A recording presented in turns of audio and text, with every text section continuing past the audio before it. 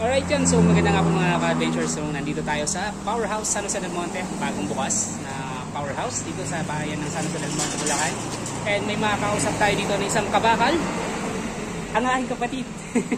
Alright, so isa siya sa mga empleyado dito. Ayan, mga kabakal, no? So okay, so kapatid, anong meron tayo dito? Meron tayo dito mga MIG welding, mga welding, may mga promo tayo sa welding. Itong 200 amperes natin, may free na siya na 650 watts na grinder, 3870 lang. Itong Spark X na to na 200 amps, may free na grinder, tama? Meron. And ito yung kanyang price. Yes, promo price lang. Promo price yan. Original price yung kung di ako nagkakamali, 4.2 ang SRP. And ito naman, so mas mataas ang amperahe lang. Amperes lang nagkaiba sila pero same lang na may free grinder, 650 watts. 650 watts na grinder. Pero only 5,040 pero original price niyan 5,600. 5,600 ang original price. And dito naman, ang mga meron tayo dito? Ito mga industrial grade natin. Okay. Max 200, 250, mga industrial grade na, so pang malakasan na talaga yan. pang high beam. Okay. Pang mga kapalan. Pang mga kapal na bakal na. Ang presyo niya, starting sa 4,950 for 200 amperes. 200 amps, no? For 950. Yan, pang full belt na yan. Straight. Meron din tayong 250. Sa magkano to? 5,490. 5,490. Yan. Meron tayong 350 amperes. Uh, 7,900. 7,900. Ilang amperes to? So 350 amperes. And Yung pang high beam natin, 550 amperes, 11,500. Breaker type yan. ano tawag dyan? Breaker type. Breaker type. Breaker type na. So 11,500, no? So So malakas sa mga nagpa-fabrication dyan, meron din kaming tinatawag na TIG welding ito. For only 15,500. Sa mga fabrication na dyan, yung mga fabricator na yung mga bago ng mga mufflers, muffler, sa mga sasakyan, body kits. Pwede po. Plasma cut, more on cutting, alam na nila kung para saan yan. So pag makapal, pwede pang pang-cut yan, no? Aluminum. Aluminum pwede. Okay. So ito naman. So itong plasma magkano to? So 15,500, no? Okay, Meron next. tayo dito, tatlong klase yung MIG welding natin. Magsimula tayo dito sa pinakamababa, 200 amperes na MIG weld. For only 6,000, meron na siyang free na auto darkening helmet. Okay. Pero itong 200 amperes na to, single function lang siya, kumbaga MIG lang siya. Sa pang mild lang, so wala siyang yung Wala siyang tawag doon? stick welding. Stick welding. Nakatawagin yung ano tawag dyan? Flux. Tapos sumunod na dyan yung 250 amperes natin. Ito pa lang 250 amperes tsaka 300 amperes. Same function lang siya. Dual purpose na. Dual purpose, same function. Ang priyahe lang yung pinagkaiba nila. Okay. So sa baba, ano meron tayo? Sa baba, ito meron tayong tinatawag na 3 bars 300. So same lang yun. Ito 200 amperes lang. Ito 300. So same lang yun. So mas malakas lang. Ito naman kasi, with gas kasi ito. So kailangan nito argon regulator. So, argon regulator para saan to? Ginagamit ito sa gas ng TIG. Tapos kailangan mag-provide ng argon gas, TIG lifting connector, tsaka TIG torch, tsaka itong argon regulator. Okay. Para magamit ng TIG na welding. Alright, so lipat tayo dito sa mga power tools dahil alam ko dito marami silang promo and discounts. So ito yung mga cordless na mga power tools. So kailangan to ng mga mag-DIY, mga mekaniko, ayan, di ba? So hindi lang mga kwan din, mga karpentero, mga tubero. So lahat ng mga tawag dito, skilled workers, no? So kailangan to. So dito sa mga type na to, alam ko marami silang promo and discount. So alamin natin lahat. Right, so dito naman meron tayong mga cordless na power tools. Yan. Umpisa natin sa mga cordless na drill. Cordless muna tayo. Okay. Pero sa bagay, all power tools naman, naka-less 50% off. Naka-less 50%. Okay, so less 50 lahat yan. So meron tayo ditong cordless drill, tsaka cordless impact na 12 volts. Itong cordless drill, so wala tong impact. Pag gagamitan mo nito, more on screw, wood, tsaka metal. Okay, so pang screw lang, pang drill lang. Pero kung gusto niyo may impact, meron tayong cordless na impact drill. Meron siyang 3 settings. Kung gusto magbutas ng bakal, may settings siya doon. Kahoy, meron. Pang screw tsaka hammer. So, ayun na yung pambato. Okay. So, magkano yung mga ganito? So, sa impact naman tayo na cordless? Sa impact na cordless, 5.2. 5.2. Tapos sa cordless drill lang na 12 volts, 3,990. So, magle-less pa yun ng 50%. Okay, so less 50% pa itong mga tayo, no? Yan. So, next tayo dito sa mga 20 volts na 20 volts naman na cordless. So, medyo mas mataas ang voltahe, and syempre yung price ito medyo angat ng konti, pero syempre yun nga, kasama pa rin to sa mga naka-less 50% off. Alright, so umpisa natin to, cordless drill. Meron tayong cordless drill na 20 volts. Ang pinakasagad na sukat para sa mga natin, talim yan, 13mm. Okay, so yan ang pinaka-standard. Yes. Pinaka-max or yung pinaka-minimum na size na? Hindi, ayun yung max na. Pinaka-max na, so 13mm. 2,000 mAh, lithium ion na siya. Ibig sabihin, battery niyan. Maintenance nyo dito, battery na lang. Wala nang wala nang ibang gagawin dyan. Maintenance ng battery na lang. So parang cellphone lang din yun, lithium ion. Lithium ion battery na. At least 1 bar, pag nag-red na yung indicator yan, i-charge nyo na bago nyo ulit magamit. Okay, so pag na siya, no, nag-red na. Ang pag 20 volts, 1 bar na lang. Ang 20 volts natin na cordless drill, nagre-range siya ng 6.5. Magle-less pa siya ng 50%, so 3,250 na lang. Sa 3,250. Murang-mura, no? Okay, so ito sigurado to sa mga mekaniko natin, no? Pati mga impact na to. Ganito. Mga impact tayo. So ito mga impact. So ito di naman nagkakalayo yung presyo. So pabayaan natin yan, 7,980 tsaka 7,200. Cordless impact drill tsaka brushless impact drill. Itong brushless impact drill, wala na pala itong carbon. Carbon brush, wala na. Wala na. Okay. Brushless na. 20 volts na yung parehas. So dito tayo sa cordless na impact range. Ito sa mga bagay na bagay sa mga mekaniko natin. So yung impact range natin, kung napapansin nyo, 11 to siya. Pero 11,200. magle-less siya ng 50%, so 5,600 na lang. Kung namamahalan kayo kung bakit. Kasi yung impact range namin, hindi lang to pang light duty. Ang impact range namin, pang heavy duty na, pwede to sa mga truck, kotse, motor, yan. Pwede yan. Okay, so kahit pala malaking kuha ng truck, na. Tsaka so, 4,000 mAh na yan. Yung battery niyan. So malaki battery. Malaki ng battery at saka matagal lang lifespan. So ibig sabihin na haba ng oras yan. Yung maintenance ng battery niyan, ganoon din kagaya nito, pare-parehas lang yan. Pero halimbawa ito, ang battery nito, meron kayong stock na pwedeng bibili. May mga battery. Ayan, so may mga battery sila, may mga spare na battery sila pag halimbawa na masira man yung mga battery ng yung mga impact. Ayan, so meron sila dito. So nagkakalaga to ng 3,490. So may less ba to? Naka-less na yan. So discounted price na to. Yes, naka-less na ng 20% yan. Okay, so less 20% na pala. So yan, discounted price na yung kanyang... Ang pinapakita lang talaga namin na magle-less pa itong mga power tools. Kasi syempre, from SRP, 250% off. Okay, so mga... So meron din tayong cordless na circular. So ito naman, more on woodworking tayo dito. Sa mga karpentero natin. Yan. Cordless. Yung mga mahilig gumawa ng cabinet, table, yan. So kailangan na cordless yan. jigsaw, And then cordless na palm sander. Yung mga sander nila. And alam ko meron pang planer, tama? Saan yung planer nila? Ayun, so may planer Pero din. corded siya. Ay, corded yan.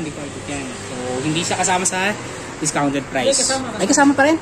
Basta power tools. Power tools pala. No? Okay. So, ang planer nila is nasa 4,500. So, less 50% pa yan. So, 2,250 na lang.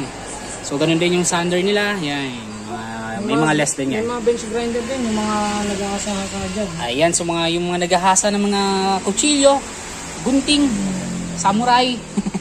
Ayan. So, maraming mga bench grinder. Tapos para naman sa mga natin dyan, contractor, may mga jackhammer tayo dito. So, ito pa, mga demolition hammer. So, umpisa natin sa mga rotary. Ito muna sa mga maliliit muna. Itong rotary. Ito yung rotary natin. So, itong rotary nito, meron siyang 3-mode system. Na, meron siyang pang drill, meron siyang drill and hammer, meron siyang hammer lang. Okay, so ito yung indicator niya, no? Ito. Yan, so drill and hammer, drill lang, and meron din hammer lang. Okay, Okay. So, yan, pag nasa drill ka lang, ang function yan, talagang drill lang, pambutas lang talaga. Butas lang. Pwede yan. Kung gusto niyo pang chipping, pang hammer, set nyo lang sa hammer. Okay. Pag drill na hammer naman yan, ayun naman yung mga... Yung sa mga pang-adobe. Pang-adobe na, mga matigas pang-adobe na. yan, pang matitigasan na. Okay, so next tayo dito sa may... Cordless din, no? Cordless na rotary. Ito, same lang din yan ito. Ano lang So magkano pa lang presyo nung isa natin na 3-mode system natin? So 9,000. 9,000. So mag-less pa siya ng 50%. So mga 4,500 na lang. 4,500. Okay. So ito naman yung cordless na rotary hammer natin. So anong pinagkaiba? Ito, battery operated lang siya. Okay, so battery. 20 volts, 4,000. So yung isa, na rin. hindi siya cordless. Yes, corded. Corded yan, okay? Pero ano siya, meron itong quick change chop. Ito naman, for metal na yan. Gagamitin na yan. Pag meron na rin yung meron na rin siyang bala na pang metal. Okay. Papalitan mo lang din yung chop niya. Tapos dito na sa cordless rotary hammer, same lang din naman yan. So nagkakahalaga siya ng Corded lang siya. 23,500. 23,500. And then siyempre magli-less pa rin yan. Diba? So or less mga nasa 11,250. Alright. Tapos dito man itong rotary hammer natin na 13 watts. 1,300 Ito, ang watts. kinagandahan dito kasi, dual function. Okay. Pwedeng pang chipping, pwedeng pang debug. Okay. Yung kinaganda sa kanya. So meaning to say, pwede mo siya parang gawing jackhammer. Pwede yung jackhammer, no? So, pwede yung mga pambutas-butas pang Pwede tipak-tipak yung lang. pwedeng ibabad to sa chipping, basta alagaan lang sa Langis. Grasa. Sa lubrican. Okay. Gayon Next. din to. Demolition hammer. Demolition Yan. hammer. So, ito yung mga talagang pang bato-bato na. Mga tibulis na. Pag demolition ng bahay. Same ito, pwedeng ibabad sa chipping, basta alagaan lang sa lubricant yan. Okay. Yan. Kasi So ito pang malaki na heavy duty na, no? Yan, industrial na yan. So ito yung mga pangkuha ng mga kalsada. Yan, pwede na to, pangtibag ng mga bahay. Yung mga ginagamit sa mga site. Yan. Ito na sa mga kuha na talaga sa mga construction sites. So yan, yung mga demolition hammer na yan na malalaki na. Alright, so dito lang meron tayo iba't ibang klase ng mga circulars, so yung mga blades, yung mga talim ng mga grinder natin, ng mga planer, ng ano pa? Sa planer, wala tayong... Ay, ano to? Blade ng circular saw. Yan, to. Tapos Iba't iba. itong mga Iba't ibang sizes. Cutting Bala ng ng mga grinder. cutting disc, mga pangkuha ng grinder. Yan, iba't ibang kuha ng grinder. So, may mga sizes din yan. Ayan. So, ito yung pang grinding to, you know. Ito yan. Pang grinding lang to. Ito, cutting disc. Yes. Ito yung mga cutting disc Metal natin. and stainless. And syempre, meron din tayo dito mga pang-cut ng mga tiles. Yan, mga Marble. tile cutter, marble, yan. Ito naman, turbo cup. Ito pang ano sa pader, pang inisan. Pag-inis ng pader. So, yan, di ba? So, meron dito mga pambakal, pambato. Ayan. And syempre, ba't ibang klase ng mga bits? Mga drill bits. Metal drill Ayan, bits, so, lahat ng cobalt. Iba't ibang klase or mga, size. lahat ng nasa taas na to, lahat to mga metal drill bits. So, iba't ibang sizes na. And ito rin, mga pambato. Ito yung masonry, yan ang pambat Mga natin. pambato na yan. So, Then malalaki dito, na. So, magkano nagre-range tong mga bits na to? depende sa purpose. Depende sa sizes, no? So, umpisa natin sa pinakamalaki na lang, sa pinakamalaki.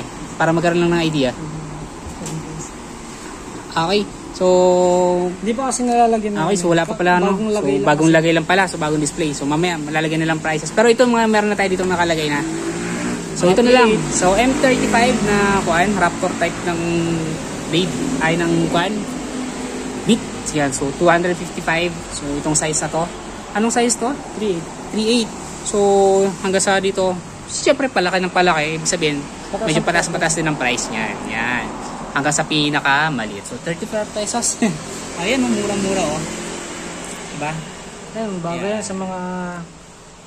35 pesos, 34 pesos lang. Ayan, yung pinakamura nila. Pinakamaliit na size ng So, bit. gawin din dito sa masonry, palaki. Kaso, wala pang price kasi kakalagay pa nga. Okay, so second day pa lang kasi ng pan na to, ng store na to. So, hindi pa lahat nalalagyan ng mga prices. Pero eventually, malalagyan din yan. Pero pag may mga tanong, pwede kayo mag-message sa official Facebook page ng Powerhouse. Yan, sa San Del Monte. And sa iba pang mga branches like yung sa Fairview. Yan. Kaya ano rin yun, boss din namin may ari. So, isa lang may-ari ng nasa Fairview at itong sa San Jose del Monte. Meron tayo dito mga SDS. Itong SDS, ginagamit naman to sa rotary. So ito, hindi siya, parang beat lang din siya, no? Rotary beat niya siya. Rotary beat. Pero Yan. may lock siya. So anong tawag dito? SDS? Yes. Yan. So, Masonry SDS. So para sa mga rotary hammer. Yan. So para yan dyan. Okay, so hindi to pang pang barena. Ayan, sa mga rotary hammer niyan, so pang malakasan niyan. Kasi ito, bala ng mga chipping gun natin yan. Ayan, so marami Ang pala. demolition. Hindi pa na-display lahat kasi masyadong magulo. Sa demolition hammer? Okay, so yan. So ang laki, Flat no? chisel, may Flat chisel. Yung mga pointed na. Ito. Pag sinabi natin flat chisel, ito para siyang flat screw yung dulo nito. Yan, yung parang flat screw ang dulo. Alright, so lipat tayo dito sa may kabila. So syempre, bukod sa mga power tools, meron din dito na mga, yan, pang mano-mano. Maso, syempre. And dito, meron din sila mga vacuum cleaner. Ito naman cleaner ito. Meaning to say na ito, pwede mo, yung mas na pwede mong baliktad para Buga. Pwede mo Buga, okay, so ganun. Ganun din dito, meron tayong 3 gallons and 6 gallons. Actually, may 10 gallons pa yan, wala. So sa 3 gallons, magkano price niyan? So, 6,200 para sa 3 gallon Kasama na. sa 50%. So kasama pa rin to.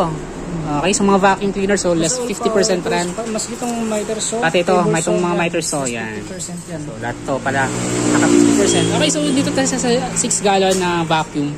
7,500, so mga nasa 3,700, ganun. 3,750. 3,750.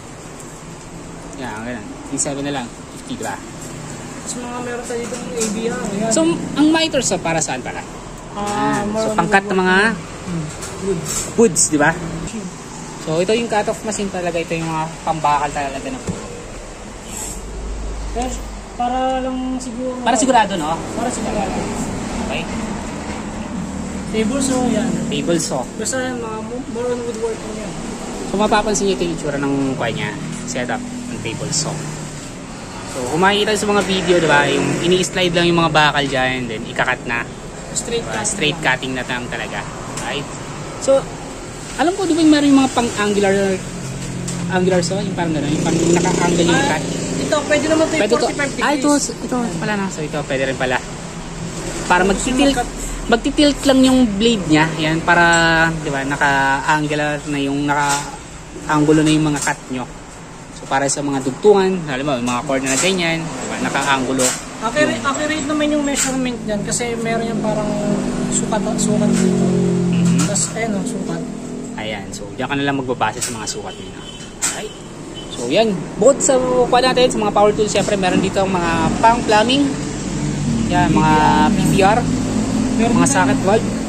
Yan, mga ball socket to. Yeah. Diba? So ginagamit ng mga plumber natin, mga tubero natin. Voltage, AVR. ABR, ito. Ito naman, ABR. Ito yung mga pansuporta sa electrics natin kasi kung minsan papansin nyo, pag, lalo sa mga PC, mga laptop, pag Biglang nagtitrip, no? biglang nagtitrip. Nagpa-fluctuate yung kuryente. So, syempre, Biglang brown out, syempre mas masisira yung masisira.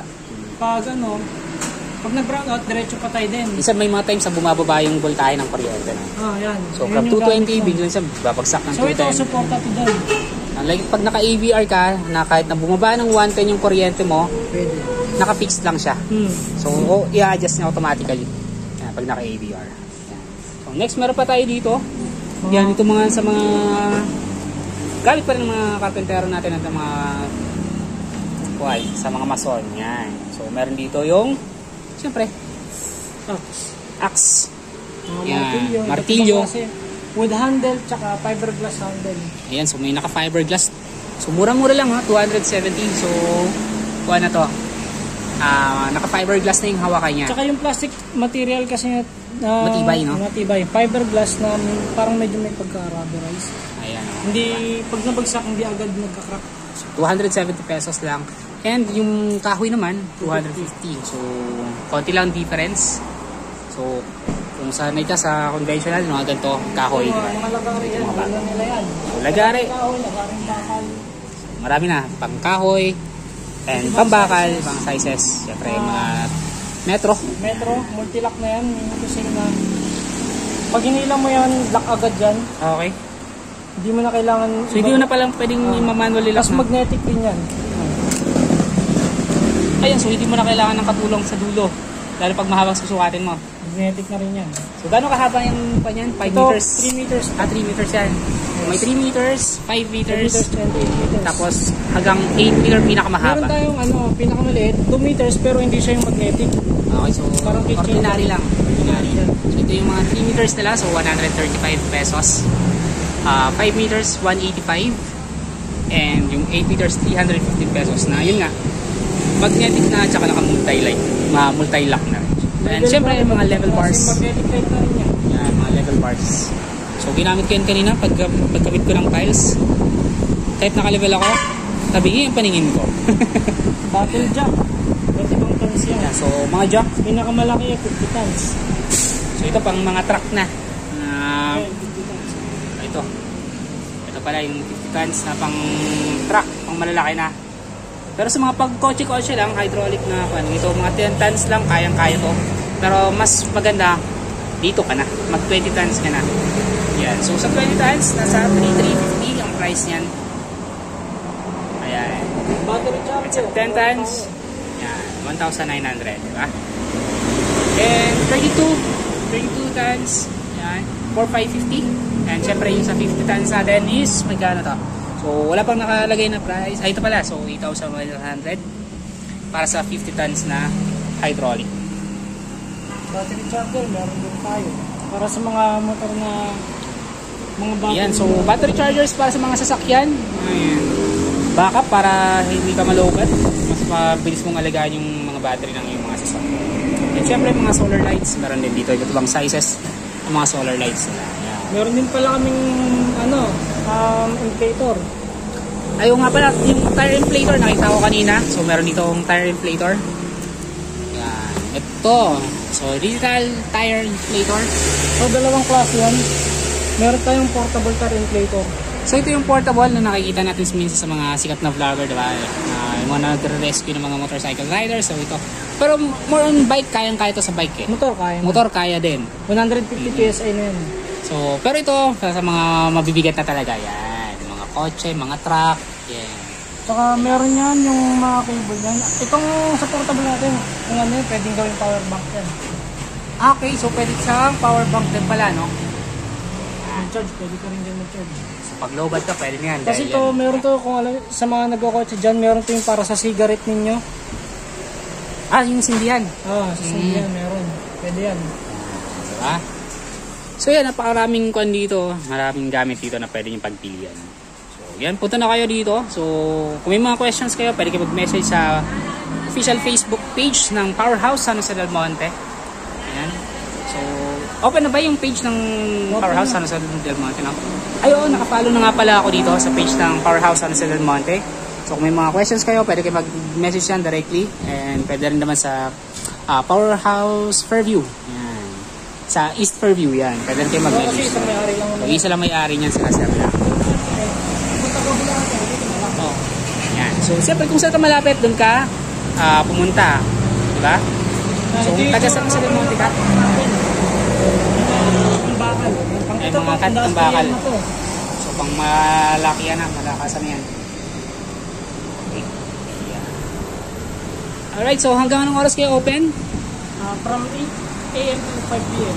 8 AM to 5 PM. So, open sila dito from Mondays through Sundays. Sabado. Okay, so close sila pag Sunday. So bukas, close ang store na to. Tama? Okay, Sunday bukas, so close to. So Monday to Saturday lang, open from 8 to 5 p.m. Alright, yan. So let's go to the Powerhouse San Jose del Monte.